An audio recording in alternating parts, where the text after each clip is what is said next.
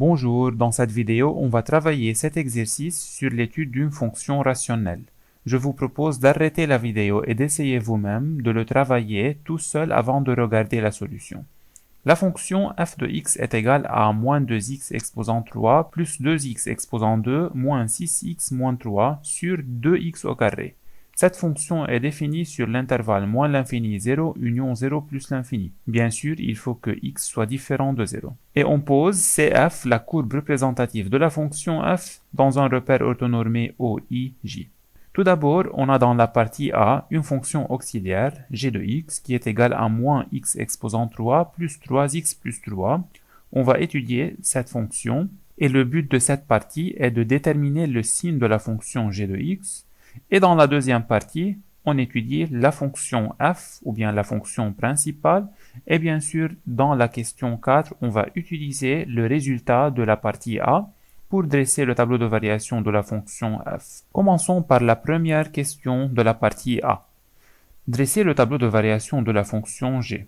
Bien sûr, pour dresser le tableau de variation d'une fonction, il faut calculer les limites aux bornes du domaine de cette fonction, puis il faut calculer la fonction dérivée g'x et après on dresse le tableau de variation. Commençons par les limites aux bornes du domaine de définition. Tout d'abord, la limite lorsque x tend vers moins l'infini de g de x est égale à la limite lorsque x tend vers moins l'infini de moins x exposant 3 plus 3x plus 3. C'est une fonction polynôme, alors on prend le monôme qui a le plus haut degré puisqu'on calcule la limite en infini. Donc c'est égal à la limite lorsque x tend vers moins l'infini de moins x exposant 3 seulement, et cette limite est égale à plus l'infini, car l'exposant est impair, donc x exposant 3 tend vers moins l'infini lorsque x tend vers moins l'infini, d'où moins x3 tend vers plus l'infini.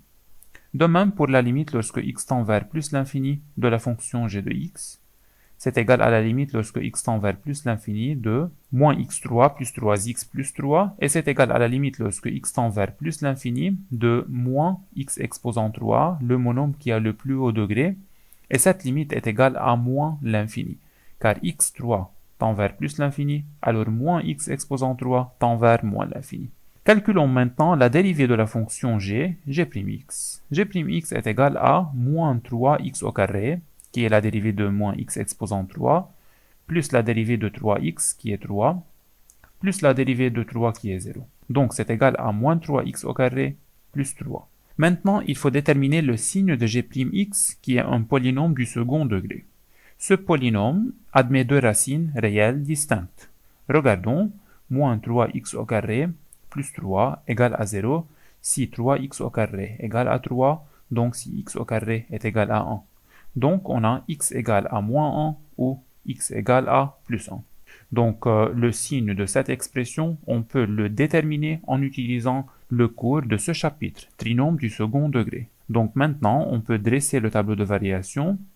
On a le domaine est moins l'infini plus l'infini, bien sûr de la fonction g de x, non pas de la fonction f. Les racines de la fonction g'x sont moins 1 et plus 1. Ce polynôme s'annule en ces deux valeurs, donc là on a des zéros. D'après ce cours, à l'extérieur des racines, on a le même signe de a, et a est négatif, car le coefficient de x au carré est moins 3, c'est négatif, donc moins à l'extérieur, et à l'intérieur c'est positif, le signe contraire. D'où la fonction g est décroissante sur l'intervalle moins l'infini moins 1, puis elle est croissante sur l'intervalle moins 1, 1, et après elle est décroissante sur l'intervalle 1 plus l'infini. Il faut compléter bien sûr le tableau. Là on a la limite en moins l'infini, et la limite en moins l'infini est égale à plus l'infini, donc là on a plus l'infini. Et là en plus l'infini, la limite en plus l'infini est égale à moins l'infini, donc on a là moins l'infini. Et dedans, il faut calculer g de moins 1 et g de 1. g de moins 1 est égal à 1, bien sûr, en remplaçant x par 1 dans la fonction g. Donc là, on a 1, et g de 1 est égal à 5, aussi en remplaçant x par 1 dans la fonction g. Donc là, on a 5. Donc la fonction décroît de plus l'infini jusqu'à 1, puis elle croît de 1 jusqu'à 5, et enfin, elle décroît de 5 jusqu'à moins l'infini. Donc, c'est le tableau de variation de la fonction g. Arrivons maintenant à la deuxième question de la partie A. montrer que l'équation g de x égale à 0 admet dans R une unique solution alpha et vérifier que alpha est compris entre 2,1 et 2,2. Bien sûr, pour répondre à cette question, il faut regarder le tableau de variation de la fonction g déjà trouvé dans la partie 1. Alors maintenant, regardons, l'équation est g de x égale à 0, c'est-à-dire g s'annule. En regardant les variations de la fonction g, là on a la fonction g, elle est tout d'abord décroissante de plus l'infini jusqu'à 1, et elle est continue bien sûr, car c'est une fonction polynôme. Donc, puisque elle est décroissante de plus l'infini, qui est une valeur plus grande que 0, jusqu'à 1, qui est aussi une valeur plus grande que 0, donc sur cet intervalle, elle ne s'annule pas. Alors, il faut écrire ça bien sûr. Donc, cette équation n'admet pas de solution sur cet intervalle. Elle ne passe pas par le 0 bien sûr, c'est clair. Elle passe de plus l'infini jusqu'à 1, donc elle n'arrive pas à la valeur 0. D'où finalement, on peut dire que l'équation g de x égale à 0 n'admet pas de solution dans cet intervalle. Dans le deuxième intervalle, moins 1, 1, donc sur moins 1, 1, la fonction g est continue bien sûr aussi, est strictement croissante maintenant, et elle croît de 1 jusqu'à 5. Donc aussi sur cet intervalle, elle ne passe pas par 0. Donc aussi, l'équation g de x égale à 0 n'admet pas de solution dans l'intervalle moins 1, 1. Alors pour le moment, sur l'intervalle moins l'infini 1, l'équation g de x égale à 0 n'admet pas de solution. Et regardons, pour la valeur moins 1, g est égal à 1, donc elle n'est pas égale à 0. Donc moins 1 aussi n'est pas une solution. Arrivons finalement à l'intervalle 1 plus l'infini. La fonction g est décroissante de 5 jusqu'à moins l'infini. Donc dans cet intervalle, elle passe du positif au négatif. Donc bien sûr, puisqu'elle est continue, elle va s'annuler pour une valeur de x, et cette valeur de x est la solution qui est nommée alpha dans cette question. Donc finalement, sur l'intervalle 1 plus l'infini, g est continue et strictement décroissante, et elle décroît de 5, qui est une valeur plus grande que 0, jusqu'à moins l'infini, qui est plus petit que 0 bien sûr. Donc dans ce cas-là, puisqu'elle passe du positif au négatif, on peut dire que l'équation g de x égale à 0 admet une unique solution dans cet intervalle. Et on a nommé cette solution alpha. Donc regardons là, en passant du positif au négatif, bien sûr, elle va s'annuler pour une valeur de x qui est nommée alpha. Alors pour x égale à alpha, g de x est égal à 0, donc x égale à alpha est la solution de l'équation g de x égale à 0.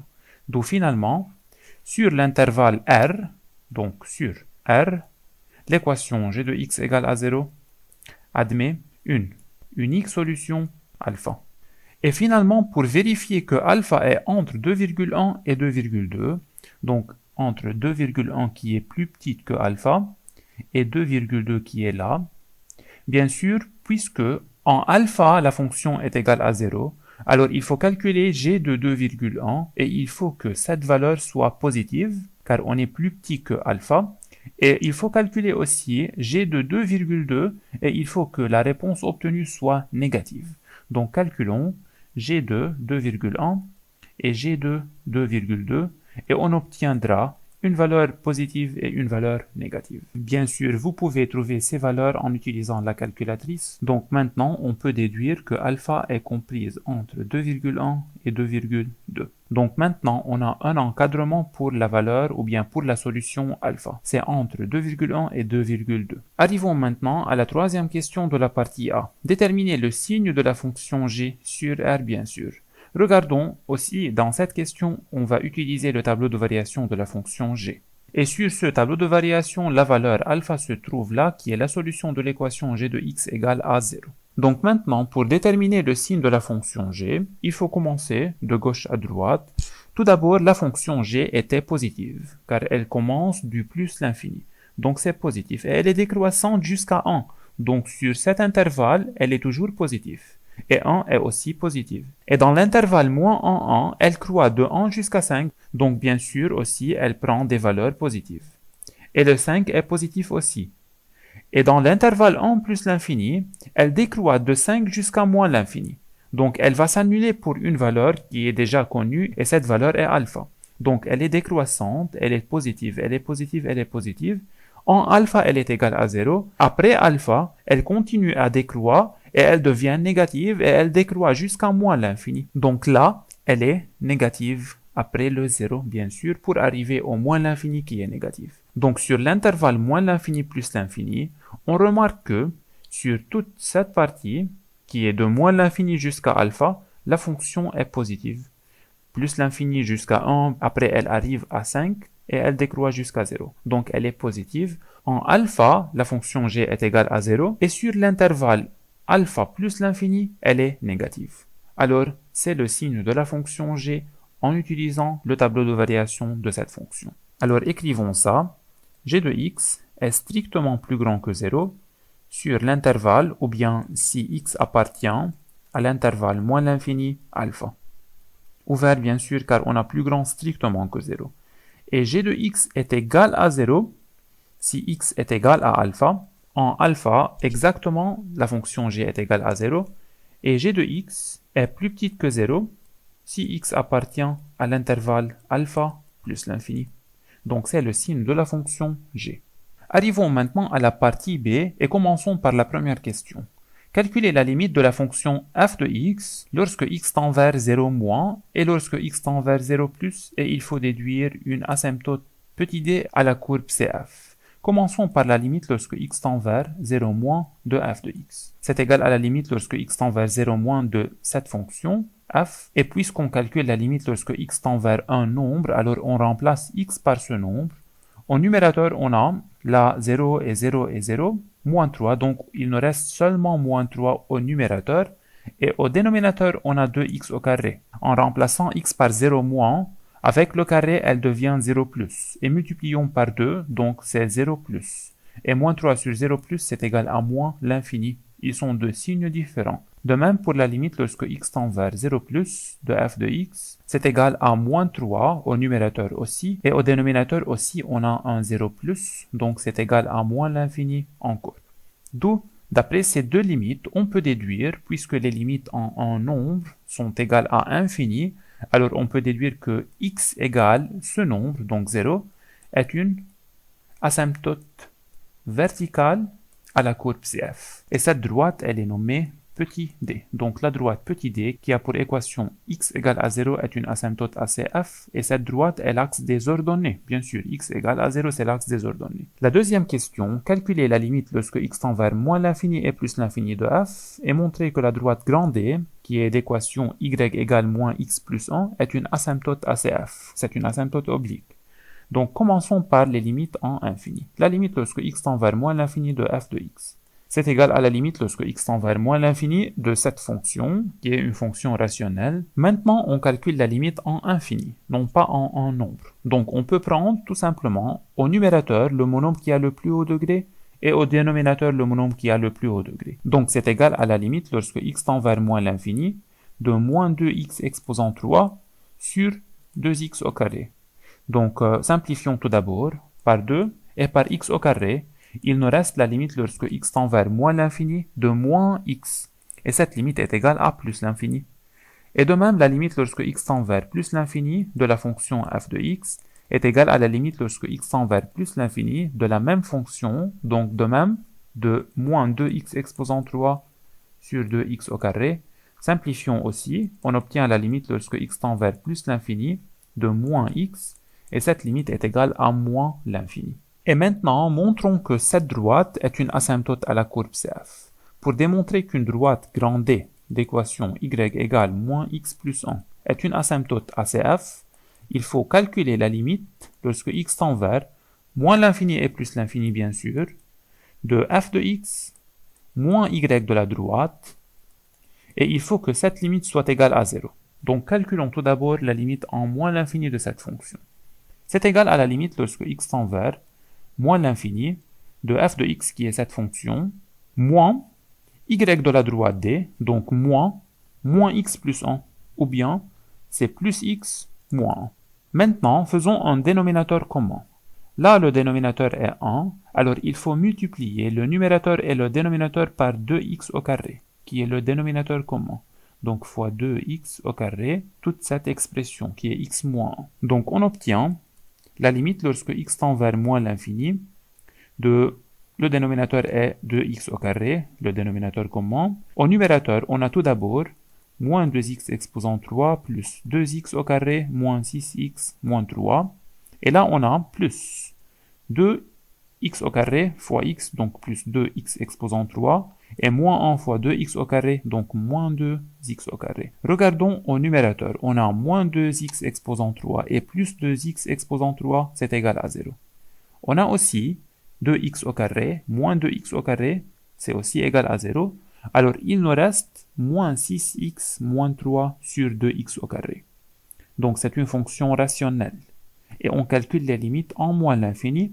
Alors, on prend les monomes qui ont les plus hauts degrés du numérateur et du dénominateur. Donc, c'est égal à la limite lorsque x tend vers moins l'infini de moins 6x sur 2x au carré. Simplifions tout d'abord par x et par 2. Donc, il nous reste la limite lorsque x tend vers moins l'infini de moins 3 sur x. Et cette limite est égale à 0. Et 0 plus précisément. Donc, puisque la limite en moins l'infini de f de x moins y de d est égale à 0 plus, ou bien à 0 en général, alors on peut déduire que la droite d'équation y égale moins x plus 1 est une asymptote à la courbe CF en moins l'infini seulement maintenant. Et bien sûr, maintenant on a démontré que cette droite est une asymptote à CF en moins l'infini, alors il faut aussi, de même, calculer la limite en plus l'infini de f de x moins y de d, et par le même démarche, on arrive à 0, et plus précisément à 0 moins. Donc aussi, on peut déduire que cette droite est une asymptote à la courbe CF en moins l'infini et en plus l'infini. Maintenant, je ne veux pas faire le calcul, mais en général, dans les examens, il faut calculer aussi cette limite en plus l'infini pour qu'on puisse déduire que c'est une asymptote encore en plus l'infini. La troisième question de la partie B, étudier la position relative de CF et D.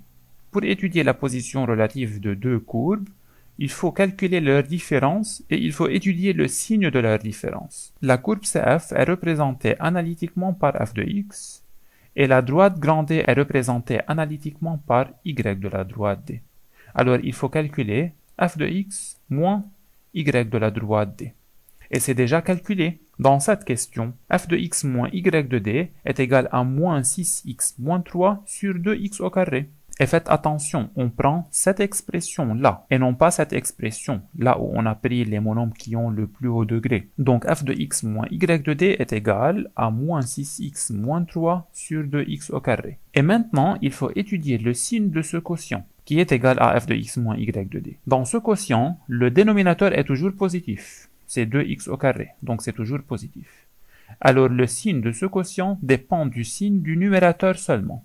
Or, le numérateur est un polynôme du premier degré, alors c'est facile de trouver le signe d'un polynôme du premier degré.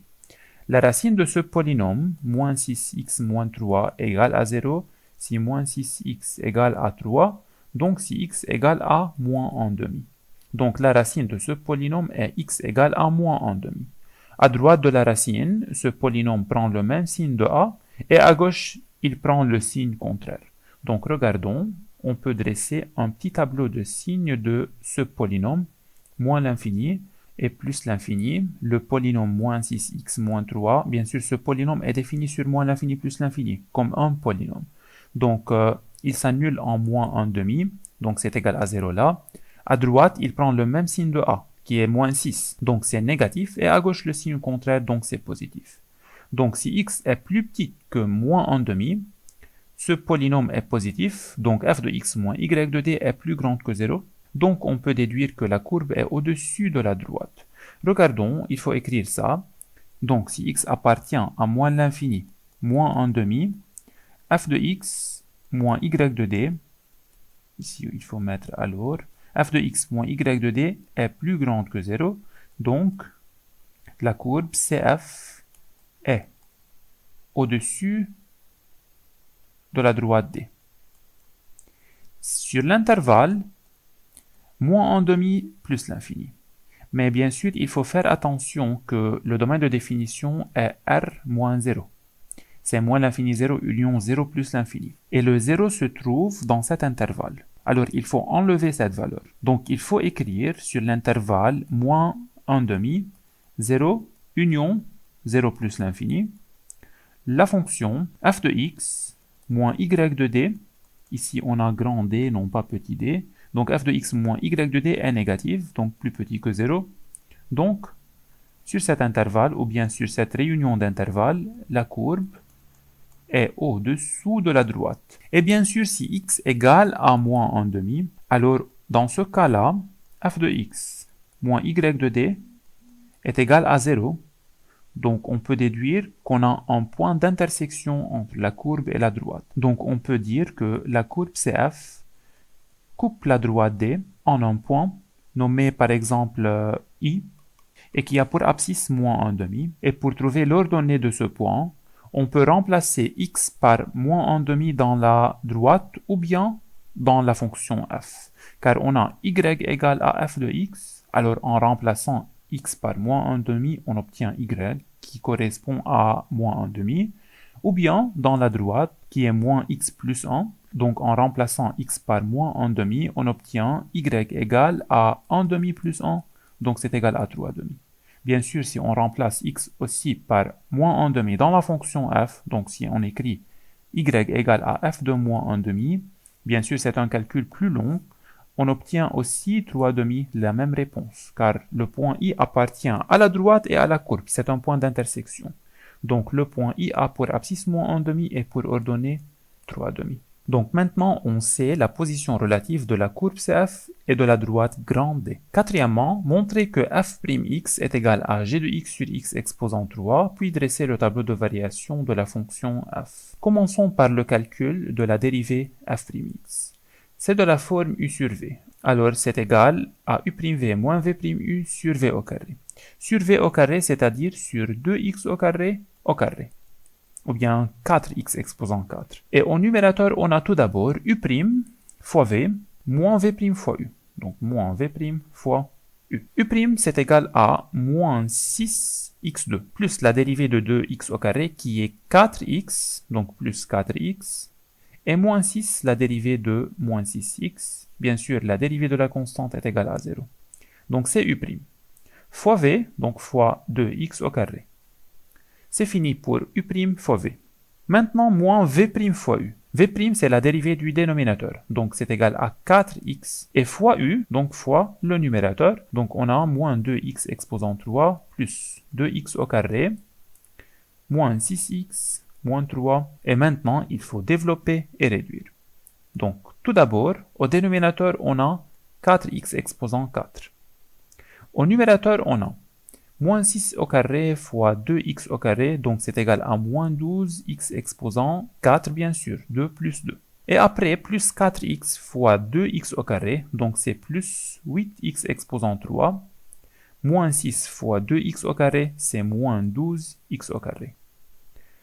Arrivons maintenant à moins 4x fois cette parenthèse. Donc tout d'abord, moins 4x fois moins 2x exposant 3, c'est égal à plus 8 x exposant 4. Et moins 4x fois plus 2x au carré, c'est égal à moins 8x exposant 3. Moins 4x fois moins 6x, c'est égal à plus 24x au carré. Et moins 4x fois moins 3, c'est égal à plus 12x. Donc maintenant, il faut réduire au numérateur. Le dénominateur est 4x exposant 4. Au numérateur, les termes en x4 sont moins 12x4 et 8x4. Et c'est égal à moins 4x4. Les termes en x3 sont 8x3 et moins 8x3, et c'est égal à 0. Les termes en x au carré sont moins 12x au carré plus 24x au carré, et c'est égal à plus 12x au carré. Et finalement, les termes en x sont 12x seulement, donc plus 12x. Donc, pour le moment, c'est la fonction f'x. Regardons maintenant, au numérateur, on peut prendre 4x en facteur. Donc, on a le 4 là, dans les 12 et dans 4, et on a le x en facteur commun. Donc, 4x, c'est un facteur commun. Il nous reste au numérateur, tout d'abord, moins x exposant 3. Dans le deuxième terme, il nous reste plus 3x. Et finalement, il nous reste plus 3 sur 4x exposant 4. Et remarquons aussi, on peut simplifier par 4 et par x. Il nous reste au dénominateur x exposant 3, et au numérateur, il nous reste moins x exposant 3 plus 3x plus 3 sur x exposant 3, bien sûr. Donc, au numérateur, on a la fonction g de x, et au dénominateur, on a x3. Donc, on est arrivé à f'x égale à g de x sur x exposant 3. Maintenant, il faut dresser le tableau de variation de la fonction f. Alors, il faut déterminer le signe de f'x, qui est égal à g de x sur x exposant 3. Bien sûr, c'est un quotient, alors il faut regarder le signe du numérateur et du dénominateur. Le dénominateur n'est pas toujours positif, car le domaine de définition est moins l'infini 0, union 0 plus l'infini. C'est parfois négatif et parfois positif. Et le numérateur, qui est g de x, c'est déjà trouvé par la partie a3, on a trouvé le signe de la fonction g. Encore, ce n'est pas toujours positif et elle ne garde pas un signe constant. Donc, il faut revoir tout cela dans la partie A3. Regardons, dans la partie A3, g est positive sur l'intervalle moins l'infini alpha, et elle est égale à 0 si x égale à alpha, et elle est négative si x est plus grande que alpha, et avec alpha est entre 2,1 et 2,2. Donc, g est parfois positive, parfois négative, et elle s'annule aussi en alpha. Alors, pour trouver le signe de ce quotient, il faut qu'on utilise un tableau de signes. Dans ce tableau, on va mettre tout d'abord les racines et le domaine de définition. On a moins l'infini plus l'infini. Dans le domaine, on a le 0. Et pour le signe de g de x, il faut qu'on mette la valeur alpha. Alpha est plus grande que 0 car elle est comprise entre 2,1 et 2,2. Donc, on met tout d'abord 0. Et après, on met alpha. Et bien sûr, en 0, c'est assuré car la fonction f n'est pas définie pour cette valeur de x. Écrivons tout d'abord le numérateur, g de x. Après, on écrit le dénominateur, x exposant 3. Et finalement, leur rapport, ou bien g de x sur x3 qui est f'x. Et puisqu'on peut trouver dans ce tableau le signe de f'x, alors on va dresser directement les variations de la fonction f. Alors commençons par le signe de la fonction g.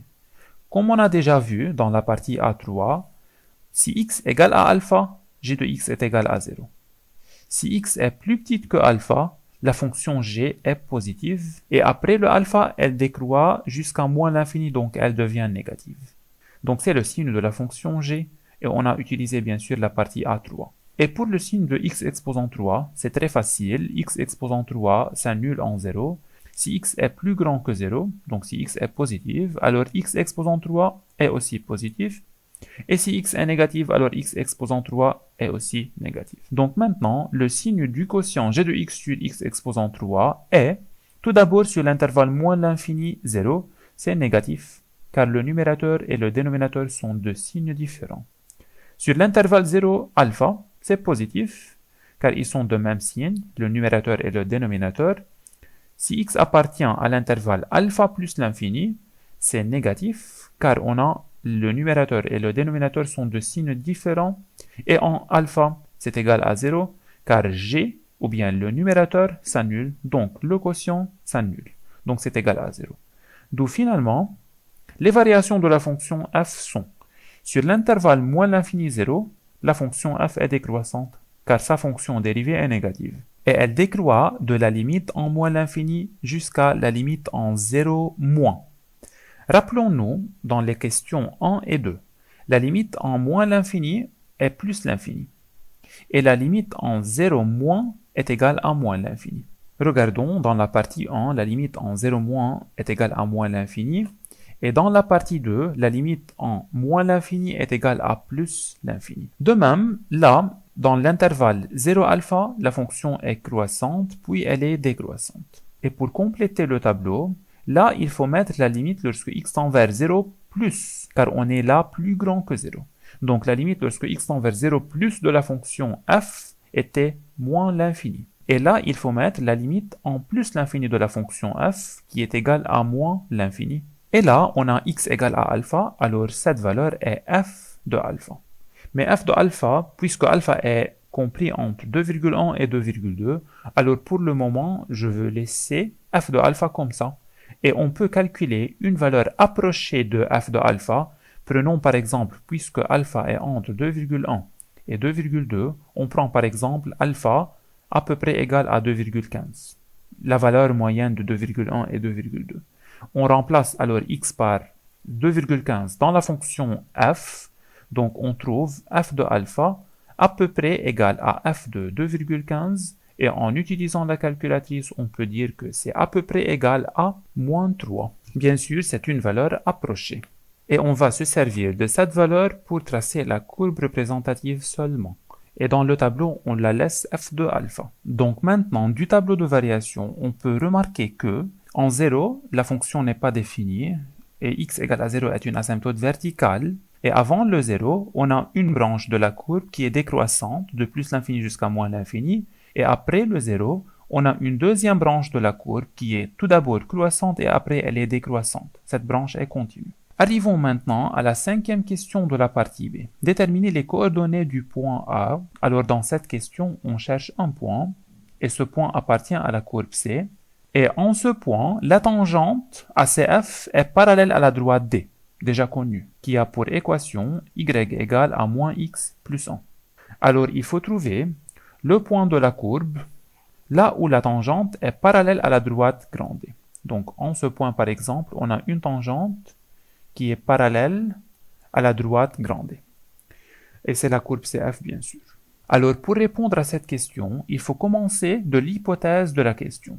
Dans cette question, on a la tangente est parallèle à la droite D. Donc il faut commencer de ce fait, la tangente est parallèle à la droite D. Donc on a deux droites qui sont parallèles. Donc on peut déduire que leurs pentes sont égales. La pente de la tangente T est égale à la pente de la droite grande D. Donc analytiquement, la pente de la tangente à la courbe CF est égale à f' de x, ou bien x de a, qui est l'abscisse du point de tangence. Et c'est égal à la pente de la droite D, qui est égale à moins 1. On cherche la pente de l'équation réduite de la droite en général. Donc maintenant, il faut qu'on résout cette équation f' de xa égale à moins 1. Donc dans cette équation, f' de xa est égal à g de xa sur x de a exposant 3. Donc c'est égal à moins x de a exposant 3 plus 3 x de a plus 3 sur x de a exposant 3. Et c'est égal à moins 1. Donc il faut qu'on résout cette équation.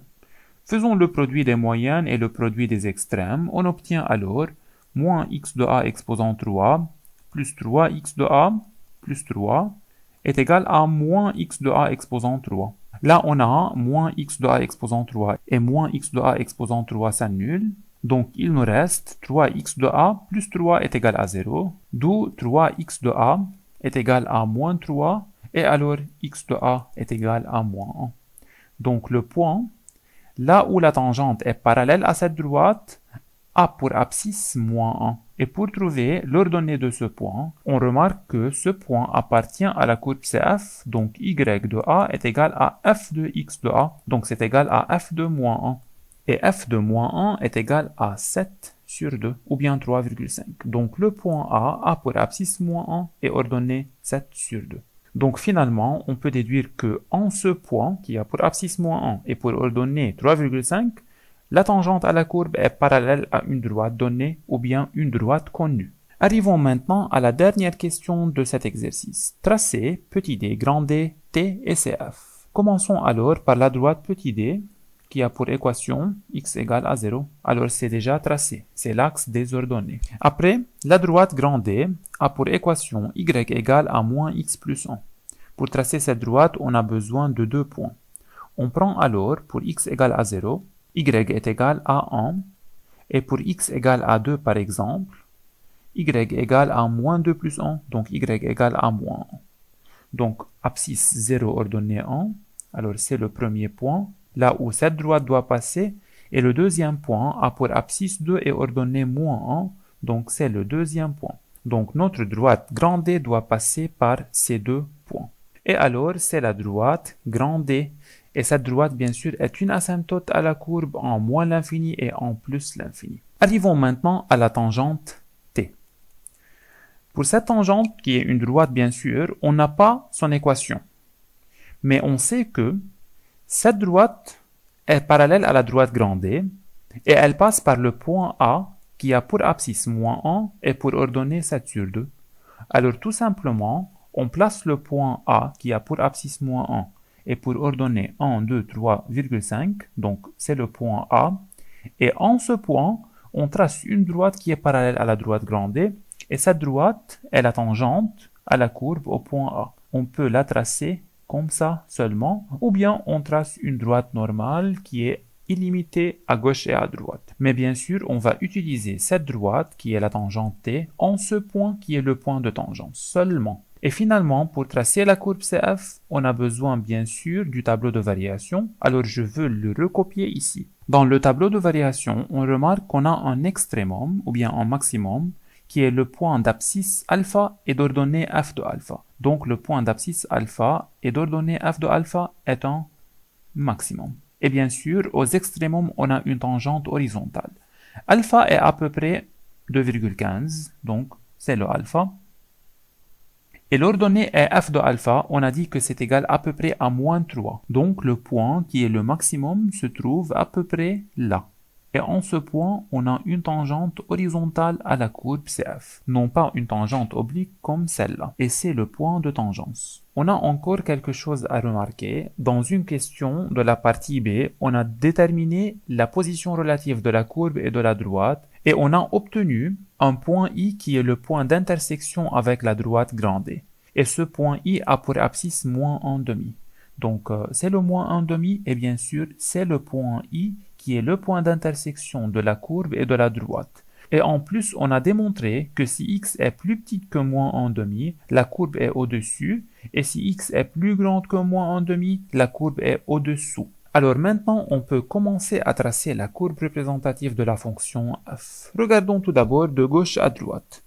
À gauche, on a moins l'infini, x, et f ou bien y c'est plus l'infini. Donc x moins l'infini, c'est-à-dire à gauche, et y plus l'infini, c'est-à-dire en haut. Et en plus, on a, cette droite est une asymptote. Et encore, on sait que la courbe est au-dessus de l'asymptote. Donc la courbe doit commencer à côté de l'asymptote et au-dessus de l'asymptote.